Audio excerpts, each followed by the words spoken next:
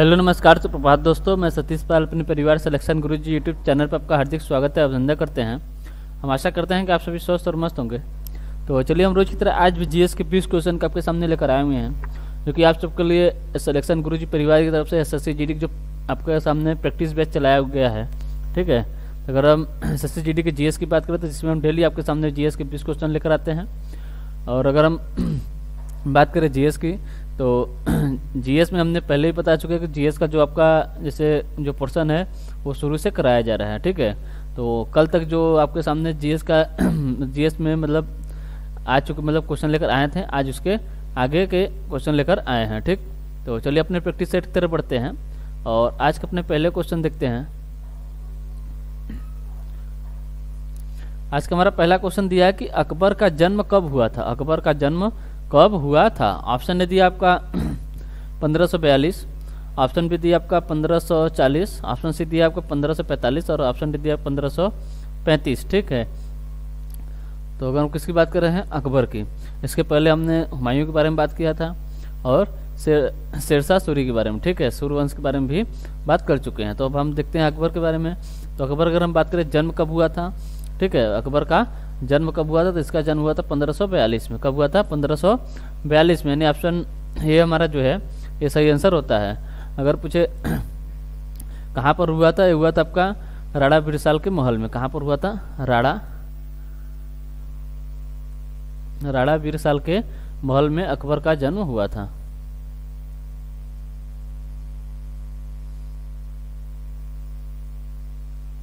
राणा बिरसाल के महल में। ठीक है, राणा बिरसाल के महल में अकबर का जन्म कब हुआ था? इसका जन्म हुआ था आपका 15 अक्टूबर 1542 को इसका जन्म हुआ था। ठीक है, अगर पूछे अकबर के बचपन का नाम क्या था, इसके बचपन का नाम था जलालुद्दीन, अर्थात जलाल। क्या नाम था? जलालुद्दीन। जलालुद्दीन किसका नाम था? यह अकबर के बचपन का नाम था, जलालुद्दीन। ठीक है, अगर पूछे अगर हम बात करें अकबर का जो है आपको पालन पोषण किसने किया था, इसके पालन पोषण की थी अस्करी की पत्नी। अस्करी कौन था? हुमायूं का भाई था। हुमायूं का भाई कौन था? अस्करी। अस्करी की पत्नी कौन थी? सुल्तान बेगम। कौन थी? सुल्तान बेगम अस्करी की पत्नी और बाबर की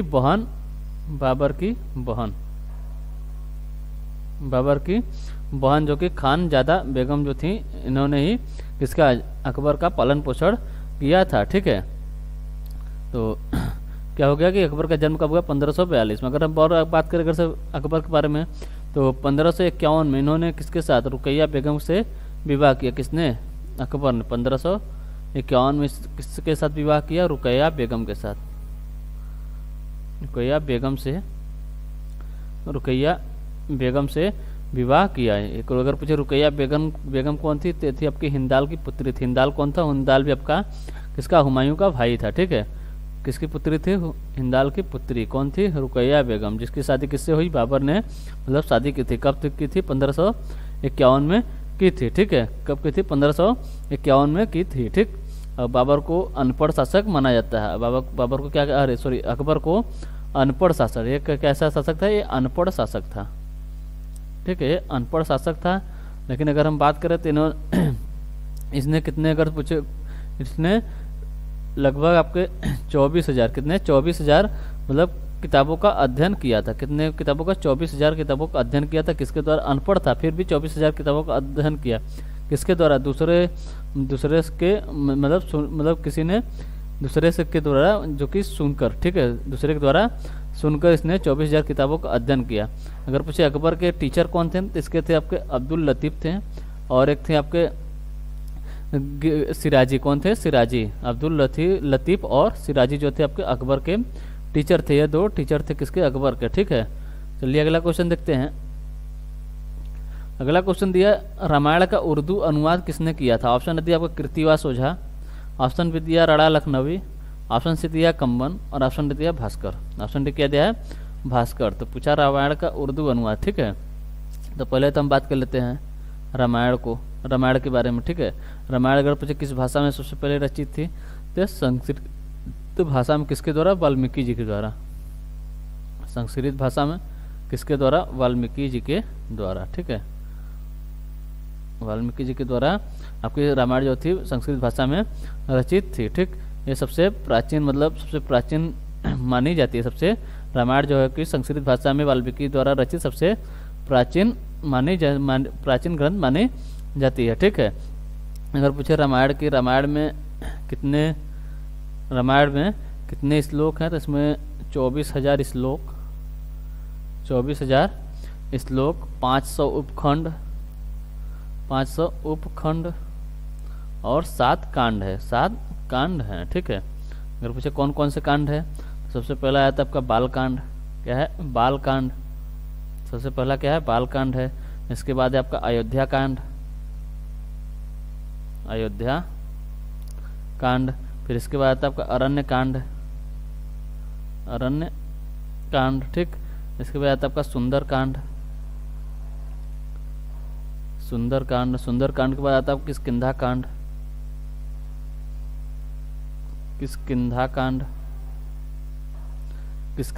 फिर आता है आपका लंका कांड। क्या है? लंका कांड। और सबसे अंतिम में क्या आता है आपका उत्तर कांड। क्या आता है? उत्तर कांड। ये आपके 7 कांड किसमें आपके रामायण में है? 7 कांड। ठीक, उत्तर कांड पहला कौन था? बाल कांड, फिर अयोध्या कांड, अरण्य कांड, सुंदर कांड, किष्किंधा कांड, लंका कांड और उत्तर कांड। ये आपके टोटल आपके 7 क्या हो गए? कांड हो गए। ठीक, तो क्वेश्चन पूछा था कि रामायण का उर्दू अनुवाद किसने किया था। अगर पूछे उर्दू अनुवाद किसने किया, तो किया था आपका राणा लखनवी ने। किसने किया था? राणा लखनवी ने रामायण का उर्दू अनुवाद किया था। अगर बात करें तुलसीदास ने रामायण को किस भाषा में लिखे थे, तो लिखे थे अवधी में। किसने लिखा था? तुलसीदास ने लिखा था। किसने? तुलसीदास ने अवधी में लिखा था। ठीक है, अगर हम कीर्तिवास ओझा की बात करें, तो इन्होंने किस भाषा में लिखा था? इन्होंने बांग्ला भाषा में लिखा था। रामायण का बांग्ला में अनुवाद किसने किया? कीर्तिवास ओझा। कंबन की बात करें तो इन्होंने तमिल में अनुवाद किया। किस भाषा में? तमिल में अनुवाद किया। और भास्कर की बात करें तेलुगु में। रामायण का तेलुगु अनुवाद किसने किया? भास्कर। तमिल अनुवाद किसने किया? आपके कंबन ने किया था। ठीक, इसी प्रकार बात करें आपके कन्नड़ में किसने किया था? कन्नड़ में किया था आपको कुमदेंदु जी ने कन्नड़ भाषा में रामायण का अनुवाद किया था। किसमें? कन्नड़ भाषा में। ठीक है, अगर बात करें भानुभक्त किस भाषा में किए हैं?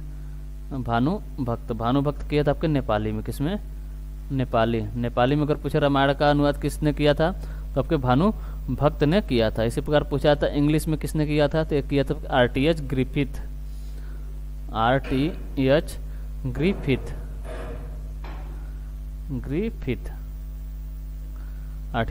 ने किसमें किए थे? इंग्लिश में, इंग्लिश भाषा में किए थे। ठीक, इंग्लिश भाषा में किए थे। ठीक, और पूछे फारसी में किसने किया था, तो बदायूनी ने। किसने किया? बदायूनी ने। किसमें? फारसी में, फारसी भाषा में किसने अनुवाद किया?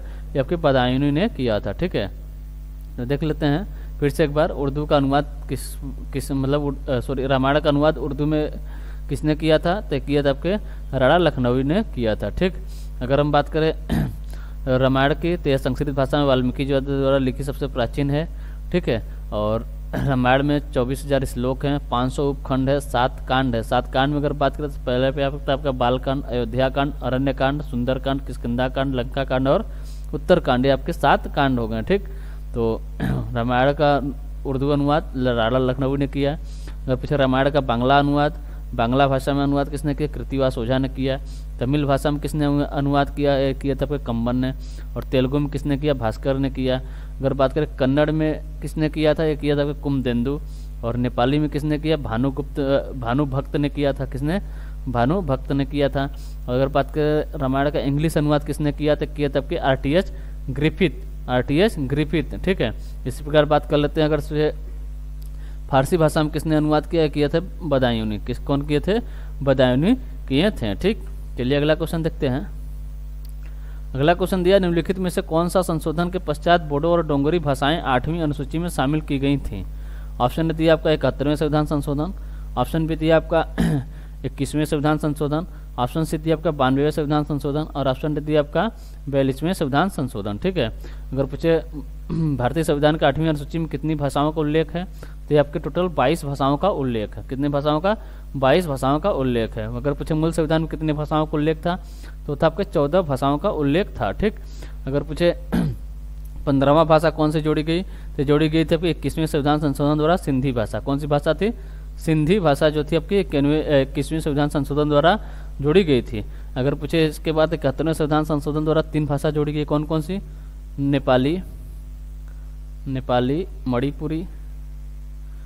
मणिपुरी और कोंकणी। मणिपुरी और कोंकणी, ये 3 भाषाएं जो आपकी कब 71वें संविधान संशोधन के द्वारा जोड़ी गई थी। और बात करें 92वें संविधान संशोधन के द्वारा 4 भाषा जोड़ी गई। कौन कौन सी थी? एक थी आपकी बोडो, डोंगरी,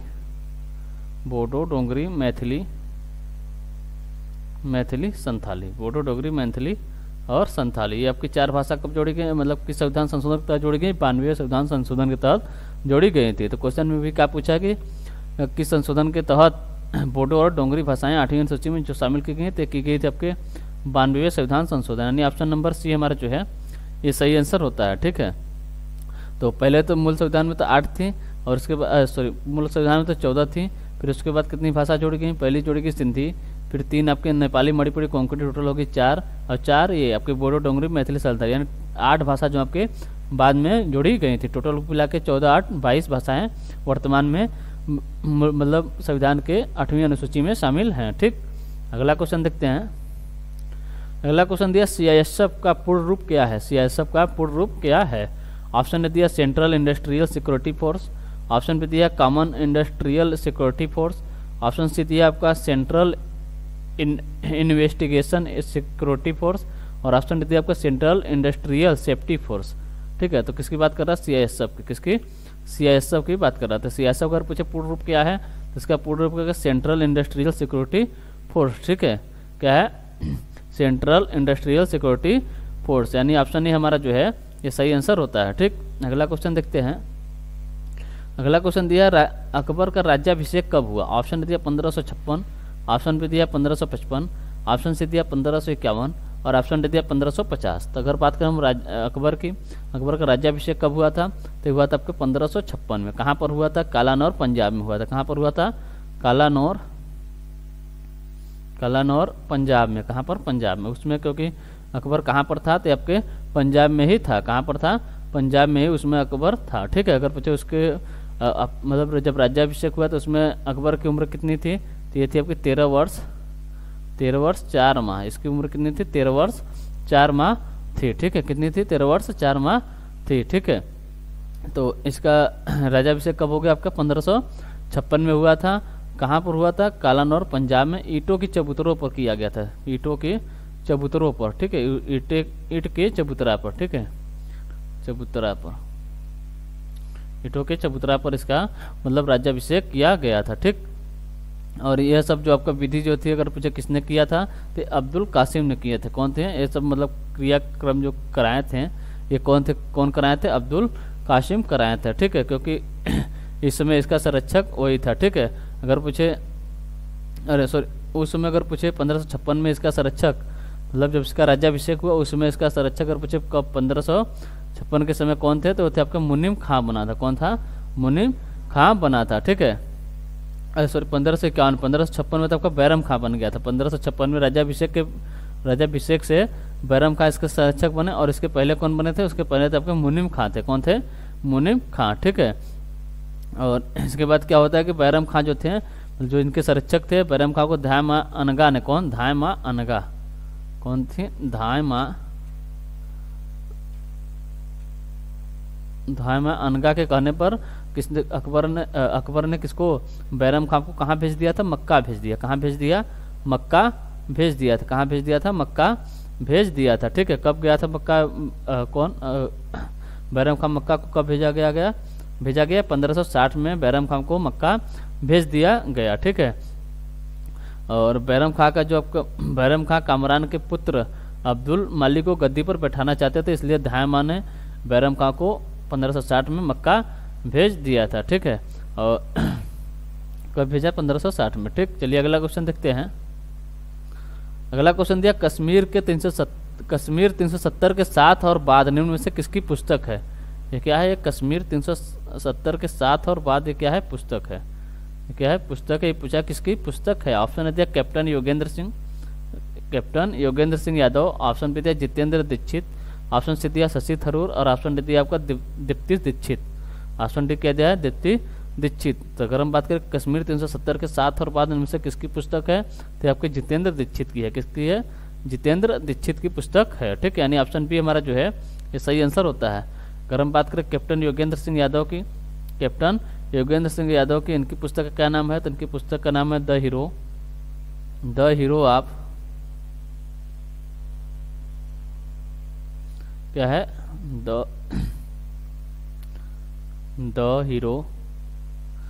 hero of Tiger Hill. The hero of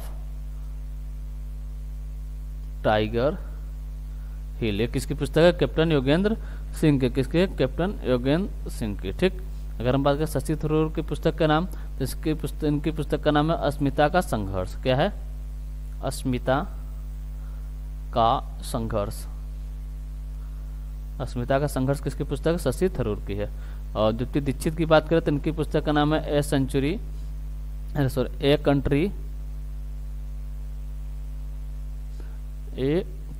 है।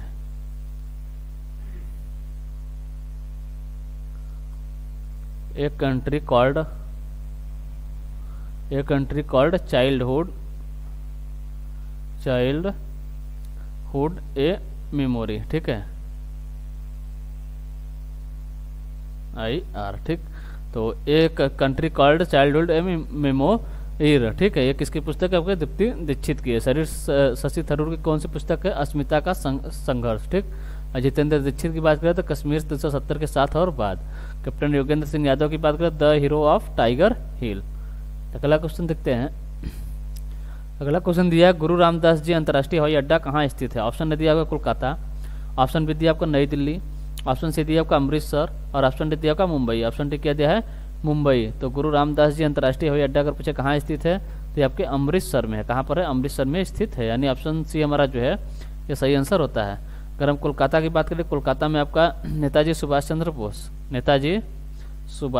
बोस अंतर्राष्ट्रीय हवाई अड्डा।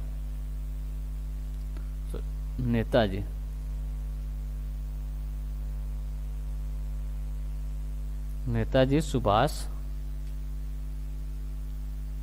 चंद्र बोस अंतर्राष्ट्रीय हवाई अड्डा, या बोल सकते हैं इसे ही कहा जाता है दमदम हवाई अड्डा। क्या, दमदम हवाई अड्डा। ठीक है, कहाँ पर आपके कोलकाता में स्थित है। अगर हम नई दिल्ली की बात करते हैं, आपका इंदिरा गांधी अंतर्राष्ट्रीय हवाई अड्डा है। क्या है, इंदिरा गांधी अंतर्राष्ट्रीय हवाई अड्डा कहाँ पर है, ये आपके नई दिल्ली में है। मुंबई की बात करें तो मुंबई में आपका छत्रपति शिवाजी अंतर्राष्ट्रीय हवाई अड्डा। छत्रपति शिवाजी अंतर्राष्ट्रीय हवाई अड्डा कहाँ पर है, आपके मुंबई में स्थित है। ठीक, अगला क्वेश्चन देखते हैं। अगला क्वेश्चन दिया हाल ही में चर्चा में रही मुख्यमंत्री मितान योजना का संबंध किस राज्य से है। किसकी बात कर रहा है, मुख्यमंत्री मितान योजना का संबंध किस राज्य से है। ऑप्शन दिया आंध्र प्रदेश। ऑप्शन बी दिया मध्य प्रदेश। ऑप्शन सी दिया उत्तर प्रदेश और ऑप्शन डी दिया छत्तीसगढ़। तो अगर पूछे मुख्यमंत्री मितान योजना का संबंध किस राज्य से है, इनका संबंध आपके छत्तीसगढ़ से। कहाँ से है, छत्तीसगढ़। यानी ऑप्शन डी हमारा जो है ये सही आंसर होता है। अगला क्वेश्चन देखते हैं।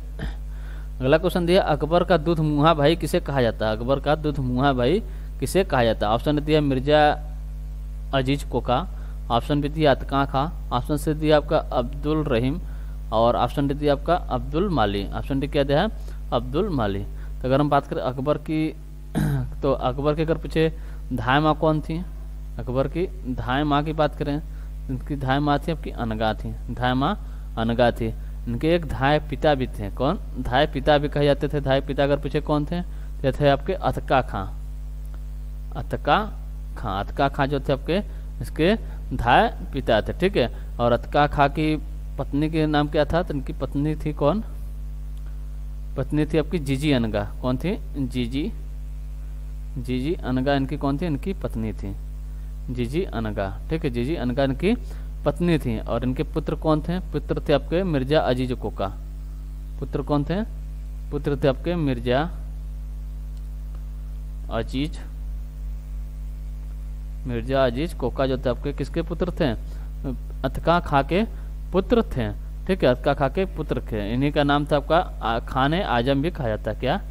खान ए आजम, खान ए आजम भी इन्हीं का नाम था। किसका? मिर्जा अजीज कोका का, ठीक है। और मिर्जा अजीज कोका को ही इसका अकबर का दूध मुहा भाई कहा जाता है। दूध मुहा भाई किसको कहा जाता है? मिर्जा अजीज कोका को कहा जाता है, ठीक। अगला क्वेश्चन देखते हैं। अगला क्वेश्चन दिया कि ज्ञानपीठ पुरस्कार पाने वाली प्रथम महिला कौन है? ज्ञानपीठ पुरस्कार पाने वाली प्रथम महिला कौन है? ठीक है, तो पहले हम बात कर लेते हैं ज्ञानपीठ पुरस्कार के बारे में। इसके बारे में भी हम इसके पहले वाले स्टेट में बात की थी। इसकी स्थापना कब हुई थी? तो इसकी स्थापना हुई थी 1961 में। कब हुई थी इसकी स्थापना? यानी ज्ञानपीठ पुरस्कार की स्थापना कब हुई थी? 1961 में। शुरू कब हुआ था, मतलब पहली बार किसे दिया गया, कब दिया गया था? 1965 में दिया गया। किसको दिया गया था? दिया गया था जी शंकर कुरूप को। जी शंकर कुरूप को, जी शंकर कुरूप को पहली बार दिया गया था, ठीक है। किस भाषा के लिए? तो मलयालम भाषा था।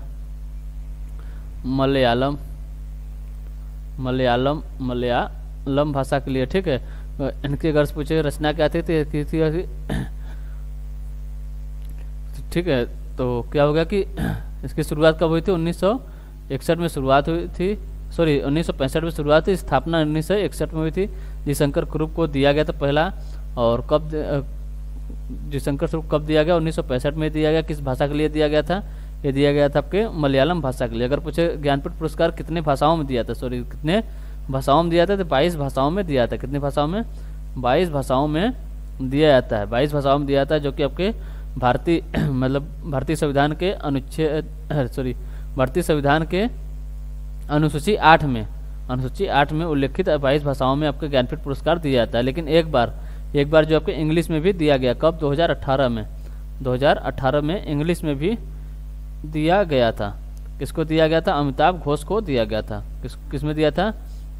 इंग्लिश भाषा में, जो कि उल्लेखित है 22 भाषाओं में। लेकिन एक बार आपका 2018 में इंग्लिश भाषा में भी दिया गया। किसको दिया गया? अमिताभ घोष को। अमिताभ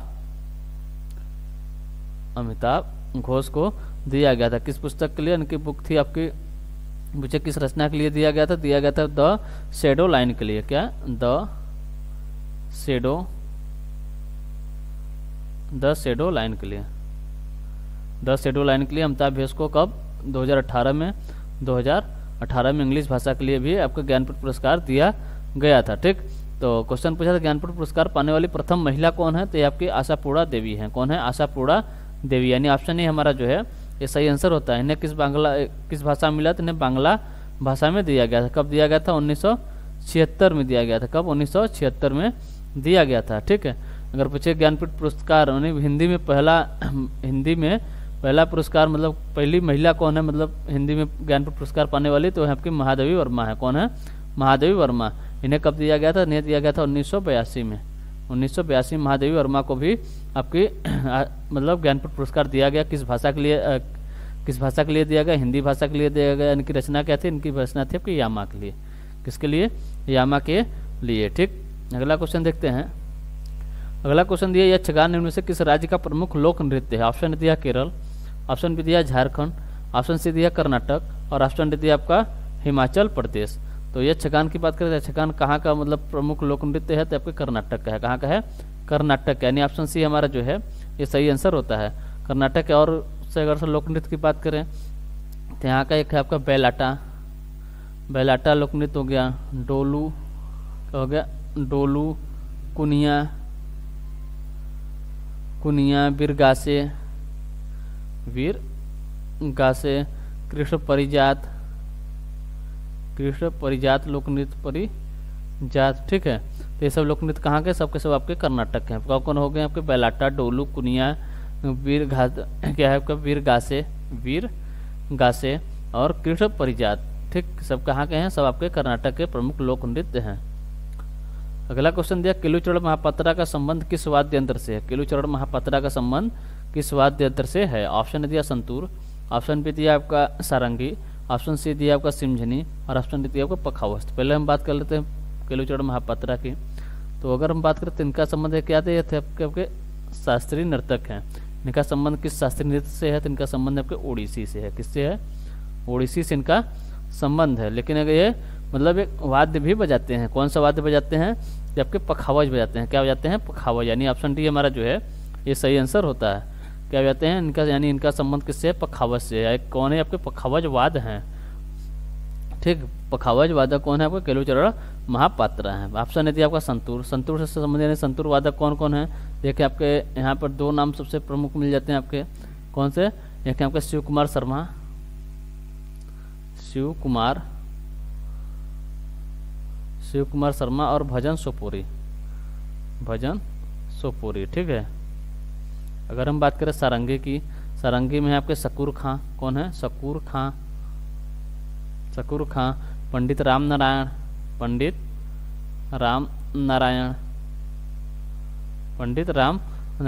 एक है आपके रमेश मिश्रा, ये सबका संबंध किससे है? आपके सारंगी से। सिमझनी की बात करते हैं आपके है जुबिन मेहता, इनका ही नाम याद रखिएगा, जुबिन मेहता का। ठीक, जुबिन मेहता। अगला क्वेश्चन देखते हैं। अगला क्वेश्चन दिया बैरम खां की हत्या मुबारक खां ने कब की थी? ऑप्शन दिया 1561, ऑप्शन बी दिया 1555, ऑप्शन सी दिया 1560 और ऑप्शन डी दिया 1550। तो अगर हम बात करें बैरम खां की हत्या अगर से मुबारक खां ने कब की थी, तो किए थे आपके 1561 में। क्यों की थी? क्योंकि मछीवाड़ा के युद्ध में बैरम खां ने मुबारक खां के पिता की हत्या की थी। क्योंकि बैरम खां ने मछीवाड़ा के युद्ध में मुबारक खां के पिता की हत्या की थी, इसलिए मुबारक खां को मौका मिलते हैं इन्होंने भी 1561 में बैरम खां को मार डाला, यानी इसकी हत्या कर दी। कब की थी? 1561 में। ठीक है। अगर पूछे बैरम खां की पत्नी कौन थी? उनकी पत्नी थी आपकी कौन थी? सलीमा बेगम थी। कौन थी? सलीमा बेगम थी। सलीमा बेगम इनकी पत्नी थी।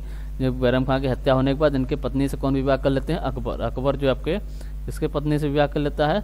सलीमा खां से विवाह कर लेता है। इनका एक पुत्र था। कौन था? अब्दुर रहीम। ठीक है, अब्दुर रहीम, जिसे अकबर गोद लेता है, जिसे अकबर क्या करता है? गोद ले लेता है। अब्दुर रहीम ये आपके किसके पुत्र हैं? बैरम खां की पत्नी सलीमा बेगम से विवाह कर लेता है और बैरम खां के पुत्र अब्दुल रहीम को गोद ले लेता है और इन्हें एक उपाधि देती है। किसकी? खाना की उपाधि किसकी देता है? खाना की उपाधि भी देता है। खाना की उपाधि भी देता है। ठीक है। और ठीक, तो चलिए अगला क्वेश्चन देखते हैं। अगला क्वेश्चन है भारत के पहले शिक्षा मंत्री मौलाना अबुल कलाम आज़ाद को कब भारत रत्न दिया गया था? भारत के पहले शिक्षा मंत्री कौन है? मौलाना अबुल कलाम आज़ाद। इन्हें अगर पूछे भारत रत्न कब दिया गया था? ऑप्शन दिया 1991 में, ऑप्शन बी दिया 1992 में, ऑप्शन सी दिया 1983 और ऑप्शन डी 1999 में।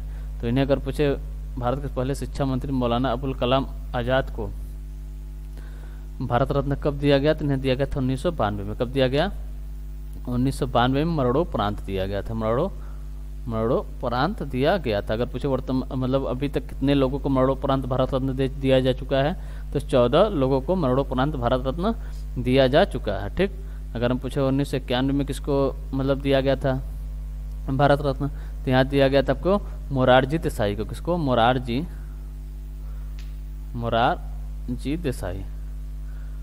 देसाई को पूछे कब मिला था? तो मिला था 1991 में। और मोरारजी देसाई को पाकिस्तान का सर्वोच्च सम्मान पुरस्कार क्या है? निशान-ए-पाक भी मिल चुका है। क्या? निशान-ए-पाक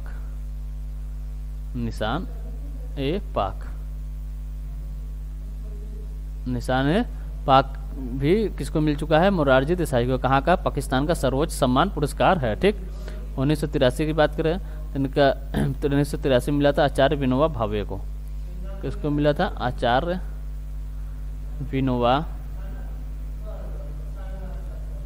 विनोबा भावे को मिला था। कब? इन्हों भी मरणोपरांत ही मिला था। कब मिला था? 1983 में मिला था। ठीक। 1999 की बात करें तो इन्हें 1999 मिला था पंडित रविशंकर को। पूछे कब दिया गया भारत रत्न? दिया गया 1999 में दिया गया था। अगला क्वेश्चन देखते हैं। अगला क्वेश्चन दिया विश्व जनसंख्या दिवस कब मनाया था? ऑप्शन दिया 18 जुलाई, ऑप्शन बी दिया 15 जुलाई, ऑप्शन सी दिया 11 जुलाई और ऑप्शन डी दिया 20 जुलाई। तो विश्व जनसंख्या दिवस की बात करें तो विश्व जनसंख्या दिवस कब मनाया जाता है? 11 जुलाई को मनाया जाता है। अगर पूछे 18 जुलाई कौन सा दिवस मनाया था? नेल्सन मंडेला दिवस। नेल्सन मंडेला दिवस कौन सा दिवस है आपका? नेल्सन मंडेला दिवस।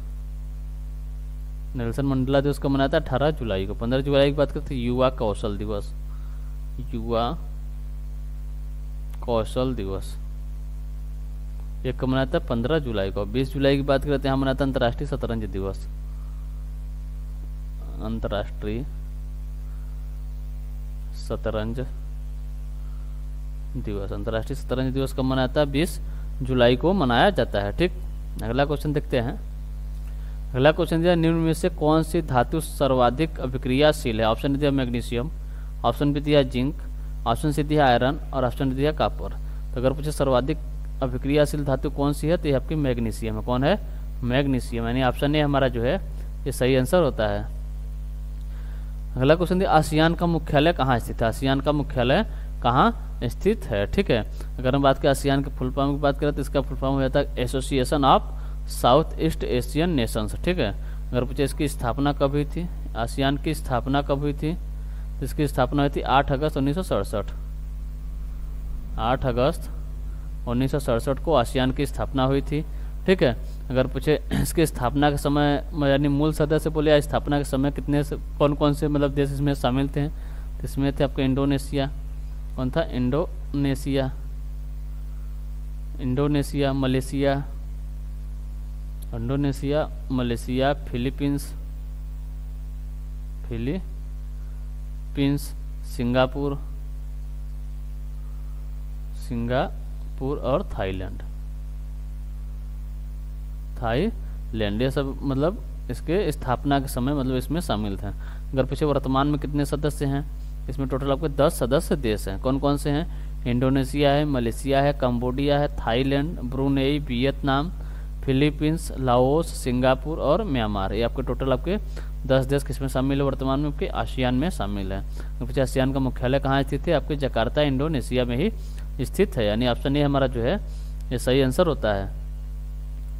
अगला क्वेश्चन दिया कि अंचत शरत कमल का संबंध किस खेल से है? ऑप्शन ए दिया हॉकी, ऑप्शन बी दिया टेबल टेनिस, ऑप्शन सी दिया बैडमिंटन और ऑप्शन डी दिया भारोत्तोलन। अगर पूछे अंचत शरत कमल का संबंध किस खेल से है तो इनका संबंध है आपके टेबल टेनिस से। किससे है? टेबल टेनिस, यानी ऑप्शन बी हमारा जो है ये सही आंसर होता है। अगर हम बात करें हॉकी से संबंधित मतलब खिलाड़ी की थे, सबसे फेमस नाम आता है आपके मनप्रीत सिंह। मनप्रीत सिंह हो गए, वहीं आपके रानी रामपाल हो गई, रानी रामपाल। ठीक है, रानी रामपाल का संबंध और मनप्रीत सिंह का संबंध किससे है? हॉकी से। और अंचत शरत कमल का संबंध किससे? टेबल टेनिस से। बैडमिंटन की बात कर लेते हैं। बैडमिंटन से आपके साइना नेहवाल,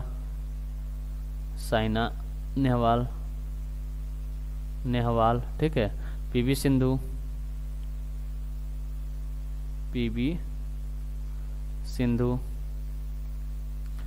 सिंधु, देखें हम किदाम्बी श्रीकांत। ठीक, अगर हम बात करें भारोत्तोलन की, भारोत्तोलन से संबंधित कोई जेरेमी लाल निरुंगा। कौन है? जेरोमी लाल रिनुंगा,